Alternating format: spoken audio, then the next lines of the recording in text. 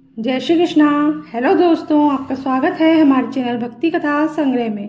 आज हम आपके सामने प्रस्तुत करने जा रहे हैं श्रीमद् भगवद गीता के 15वें अध्याय का महात्म्य, जो इस प्रकार है।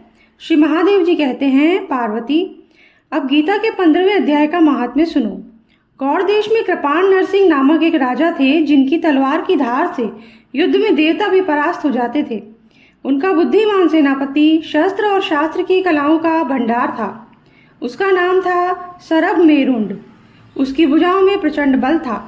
एक समय उस पापी ने राजकुमारों सहित महाराज का वध करके स्वयं ही राज्य करने का विचार किया। इस निश्चय के कुछ ही दिनों बाद वह हैजे का शिकार होकर मर गया। थोड़े समय में वह पापात्मा अपने पूर्व कर्म के कारण सिंधु देश में एक तेजस्वी घोड़ा हुआ। उसका पेट सटा हुआ था। घोड़े के लक्षणों का ठीक ठीक ज्ञान रखने वाले किसी वैश्य के पुत्र ने बहुत सा मूल्य देकर उस अश्व को खरीद लिया और यत्न के साथ उसे राजधानी तक वह ले आया। वैश्य कुमार वह अश्व राजा को देने लाया था। यद्यपि राजा उस वैश्य कुमार से परिचित थे, तथापि द्वारपाल ने जाकर उसके आगमन की सूचना दी। राजा ने पूछा, किस लिए आए हो? तब उसने स्पष्ट शब्दों में उत्तर दिया, देव, सिंधु देश में एक उत्तम लक्षणों से संपन्न अश्व था, जिसे तीनों लोगों का एक रत्न समझकर मैंने बहुत सा मूल्य देकर खरीद लिया है। राजा ने आज्ञा दी, उस अश्व को यहाँ ले आओ। वास्तव में वह घोड़ा गुणों में उच्च श्रवा के समान था। सुंदर रूप का तो मानो घर ही था। शुभ लक्षणों का समुद्र जान पड़ता था। वैश्य घोड़ा ले आया और राजा ने उसे देखा। अश्व का लक्षण जानने के अमात्यों ने इसकी बड़ी प्रशंसा की।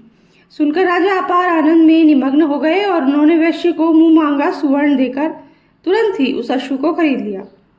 कुछ दिनों बाद एक समय राजा शिकार खेलने के लिए उत्सुक हो उसी घोड़े पर चढ़कर वन में गए। वहां मृगों के पीछे इन्होंने अपना घोड़ा बढ़ाया। पीछे पीछे सब ओर से दौड़कर आते हुए समस्त सैनिकों का साथ छूट गया। वे हिरणों द्वारा आकृष्ट होकर बहुत दूर निकल गए थे। प्यास ने उन्हें व्याकुल कर दिया। तब वे घोड़े से उतरकर जल की खोज करने लगे। घोड़े को तो उन्होंने वृक्ष की डाली में बांध दिया और स्वयं एक चट्टान पर चढ़ने लगे। कुछ दूर जाने पर उन्होंने देखा कि एक पत्ते का टुकड़ा हवा से उड़कर शिलाखंड पर गिरा है। उसमें गीता के 15वें अध्याय का आधा श्लोक लिखा हुआ था। राजा उसे बांचने लगे। उनके मुख से गीता के अक्षर सुनकर घोड़ा तुरंत गिर पड़ा और अश्व शरीर को छोड़कर तुरंत ही दिव्य विमान पर बैठकर वह स्वर्ग लोक को चला गया। तत्पश्चात राजा ने पहाड़ पर चढ़कर एक उत्तम आश्रम देखा, जहां नागकेशर, केले, आम और नारियल के वृक्ष लहरा रहे थे। आश्रम के भीतर एक ब्राह्मण बैठे थे, जो संसार की वासनाओं से मुक्त थे। राजा ने उन्हें प्रणाम करके बड़ी भक्ति के साथ पूछा, ब्राह्मण, मेरा अश्व जो अभी अभी स्वर्ग को चला गया है, उसमें क्या कारण है? राजा की बात सुनकर त्रिकालदर्शी, मंत्रवेत्ता और महापुरुषों में श्रेष्ठ विष्णु शर्मा नामक ब्राह्मण ने कहा, राजन, पूर्व काल में तुम्हारे यहाँ जो सरभ मेरुन नामक सेनापति था, वह तुम्हें पुत्रों सहित मारकर स्वयं राज्य हड़प कर लेने को तैयार था। इसी बीच में हैजे का शिकार होकर वह मृत्यु को प्राप्त हो गया। उसके बाद वह उसी पाप से घोड़ा हुआ था। यहाँ कहीं गीता के 15वें अध्याय का आधा श्लोक लिखा मिल गया था। उसे ही तुम बांचने लगे। उसी को तुम्हारे मुख से सुनकर वह अश्व स्वर्ग को प्राप्त हुआ है। तदनंतर राजा के पार्श्ववर्ती सैनिक उन्हें ढूंढते हुए वहां आ पहुंचे। उन सबके साथ ब्राह्मण को प्रणाम करके राजा प्रसन्नता पूर्वक वहां से चले और गीता के 15वें अध्याय के श्लोकाक्षरों से अंकित उसी पत्र को बाँच बाँच कर प्रसन्न होने लगे। उनके नेत्र हर्ष से खिल उठे थे।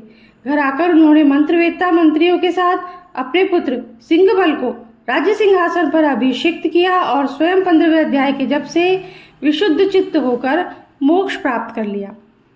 इसी के साथ आज का वीडियो समाप्त होता है। अगर आपको पसंद आया हो तो लाइक कर दीजिए और चैनल को सब्सक्राइब कर दीजिए, बेल आइकन प्रेस कर दीजिए, ताकि हमारे आगे आने वाले वीडियोस भी आप तक आसानी से पहुंच सके। Thank you. जय श्री कृष्णा।